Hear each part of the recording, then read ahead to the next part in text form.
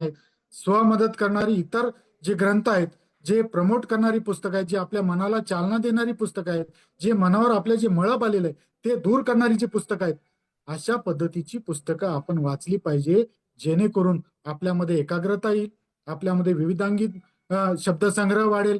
त्याचबरोबर अनेक गोष्टींचा आपल्या व्यक्तिमत्व विकासासाठी या ठिकाणी फायदा होईल. अशा पद्धतीचं वाचन आपण या ठिकाणी केलं पाहिजे. खऱ्या अर्थानं विद्यार्थ्यांमध्ये तशा पद्धतीची रुची आपण या ठिकाणी वाढवली पाहिजे आणि त्यासाठी आमचे सर्वच ग्रंथपाल खूप मोठ्या प्रमाणावर या ठिकाणी प्रयत्न करत असलेले आपल्याला या ठिकाणी पाहायला मिळतात. महाराष्ट्रामध्ये वाचन संकल्प महाराष्ट्राचा या संकल्पनेच्या अंतर्गत जे विविध कार्यक्रम या मागच्या 15 दिवसामध्ये झाले, आमचा एक ना एक ग्रंथपाल खूप चांगल्या पद्धतीनं या ठिकाणी अशा पद्धतीचे कार्यक्रम राबवत असलेला आम्हाला या ठिकाणी पाहायला मिळाला. त्यामुळं सर्वच प्राध्यापकांचं, राष्ट्रीय सेवा योजनेचं, भाषा शास्त्रातील सर्व प्राध्यापकांचं आणि सर्वांचंच या ठिकाणी अभिनंदन करायला लागेल. हा जो स्तुत्य उपक्रम या ठिकाणी महाराष्ट्र सरकारच्या उच्च व तंत्र शिक्षण विभागानं आणलेला आहे, त्याला सगळ्यांनाच आपण भरभरून प्रतिसाद दिला.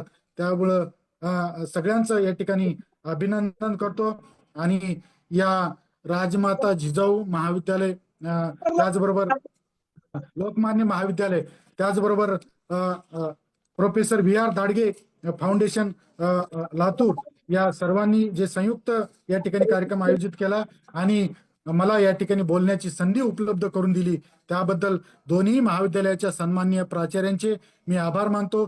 त्याचबरोबर माझे गुरु डॉक्टर या ठिकाणी कुलकर्णी सर, जे व्ही आर दाडगे फाउंडेशनचे या ठिकाणी अध्यक्ष म्हणून या ठिकाणी काम करतात, कुलकर्णी सरांचे, जगदीश कुलकर्णी सरांचे या ठिकाणी आभार मानतो आणि या ठिकाणी थांबतो. आपण निश्चितच भविष्यामध्ये विद्यार्थी ग्रंथालयामध्ये जाऊन वाचन कराल एवढीच या ठिकाणी अपेक्षा व्यक्त करतो. आणि विद्यार्थ्यांना एकच सांगतो की या नवीन वर्षामध्ये एवढाच आपण सगळे मिळून संकल्प करूया, किमान अर्धा तास आपण या ठिकाणी दररोज वाचन करावं, एवढाच आपण संकल्प करू.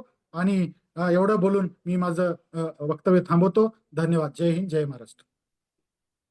धन्यवाद सर, धन्यवाद. आपण आज सखोल असं मार्गदर्शन आमच्याशी केलं आमच्या वाचकांसाठी.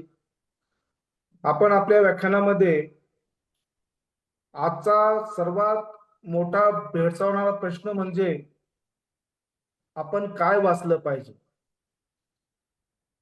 तसेच सोशल मीडियावरील वाचन, त्याला वाचन म्हणायचे का, हे दोन्ही अतिशय ज्वलंत प्रश्न आपण आज पाहतो.